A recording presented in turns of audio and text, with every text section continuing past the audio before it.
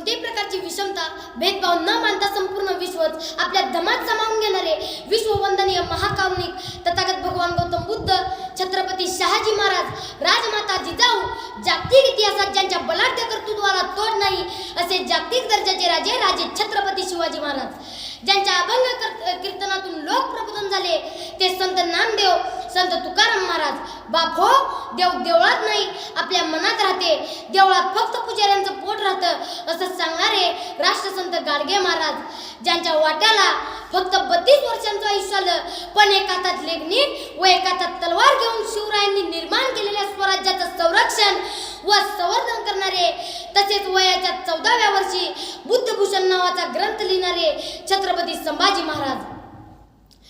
सर्वप्रथम रायगडावरील शिवरायांची समाधी शोधून भारतातीलच नव्हे तर जगातील पहिली शिवजयंती साजरी करणारे, तसेच मनुस्मृती जुगारून या देशातील बहुजनांना शिक्षणाचे दरवाजे मोकळे करणारे महात्मा ज्योतिराव फुले, मनुवादी विचार व सर्व समाजाचा विरोध पत्करून स्वतःच्या अंगावर शेण व घाणीचे गोळे झेलूनही पतीची आज्ञा स्वीकारून स्वतः शिक्षण घेऊन या देशातील सर्वप्रथम मुलींना शिक्षण देणाऱ्या आद्य शिक्षिका व मुख्याध्यापिका माता सावित्रीबाई फुले, घटनापूर्व आरक्षण करते आणि 22 मार्च 1920 साली माणगावच्या परिषदेत हेच तुमचे खरे पुढारी आहेत, ते तुमचाच नव्हे तर तुम्हा आम्हा सर्वांचा उद्धार करतील अशी बाबासाहेबांबद्दल पहिली घोषणा करणारे, तसेच आपल्या राजेशाही मुकुटाची फिकीर न बाळगता अस्सल पुढारीपणाचा मुकुट स्वहस्ते बाबासाहेबांच्या डोईवर मोठ्या आत्मीयतेने जाहीररित्या अर्पण करणारे द्रष्टे राजे आणि शिवाजी राजांचा जगातील पहिला पुतळा 1921 साली पुण्यात उभा करणारे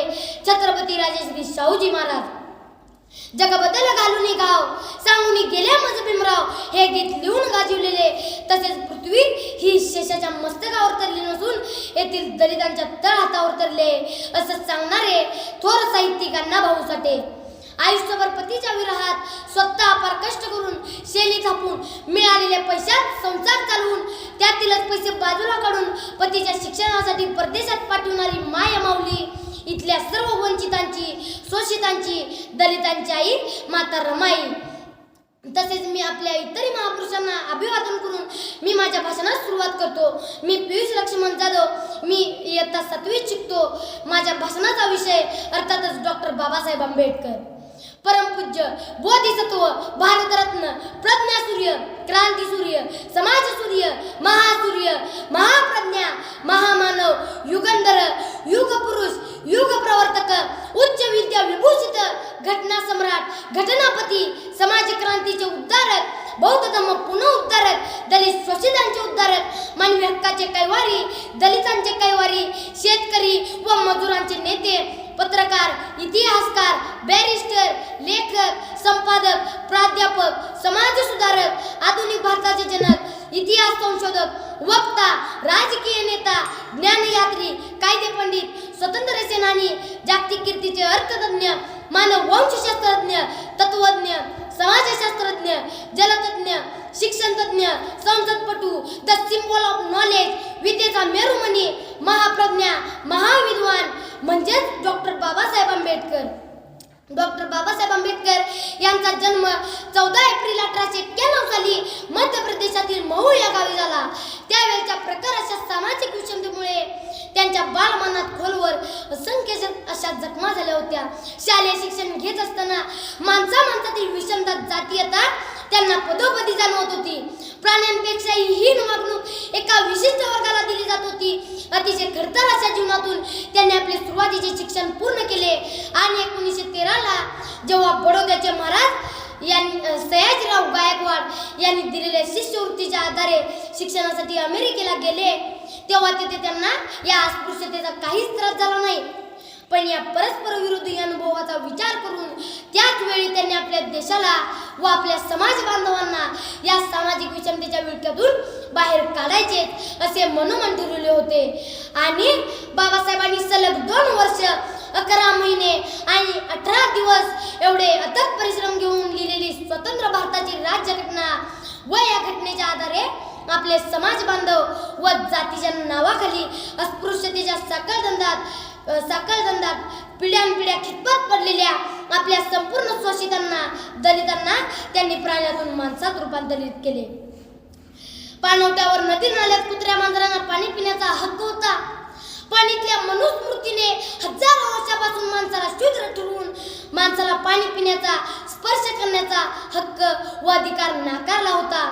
पशूंच्या स्पर्शाने पाणी बाटत नव्हते, पण माणसाच्या स्पर्शाने, सावलीने पाणी, जमीन, शरीर बाटत होते. या हजारो वर्षापासून चाललेल्या गुलामगिरीला बाबासाहेबांनी सुरुंग लावला. आमच्या या उद्धारकर्त्याने पाण्यासाठीचा सत्याग्रह करून आपल्या स्पर्शाने त्या तळ्यालाही चवदार करून टाकले. येथील शोषित, पीडित, वंचित, दलित समाजाला मानसिक गुलामीचा गंज चढलेल्या लोखंडाचे बाबांनी आपल्या परिस्पर्शाने सोन्यात रूपांतरित केले. इतिहासात राजाला गुलाम बनवलेली कित्येक उदाहरणे आपण पाहिली असाल, पण गुलामांना राजा बनविणारे युग प्रवर्तक, क्रांतीसूर्य म्हणजेच डॉक्टर बाबासाहेब आंबेडकर. तुमच्या आमच्यासारख्या दीनदुबळ्या दलितांच्या उद्धारासाठी स्वतःचा देह जिजवून तुमचा, आमचा, आम्हा सर्वांचा देह सजवणारे समाज प्रवर्तक म्हणजेच डॉक्टर बाबासाहेब आंबेडकर.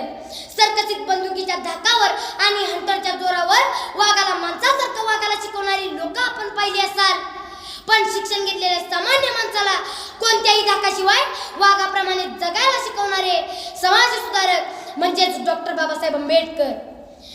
शूद्र म्हणून माणूसपणाचा नाकारून शिक्षणाला विरोध करणाऱ्या मनुस्मृतीचे नाकच छाटून BA, MA, PhD, MSc, बारात लॉ, DSc, LLD, DLIT एवढ्या पदव्या घेतलेले आणि 8 वर्षांचा अभ्यासक्रम फक्त 2 वर्ष 3 महिन्यात पूर्ण करणारे, तसेच मराठी, इंग्रजी, हिंदी, गुजराती, पाली, संस्कृत, बंगाली, जर्मन, फ्रेंच, कन्नड व पारशी एवढ्या भाषेत पारंगत असलेले भारतातीलच नव्हे तर जगातील 1 नंबरचे विद्वान, विद्येचा मेरुमणी, महाप्रज्ञा म्हणजेच डॉक्टर बाबासाहेब आंबेडकर.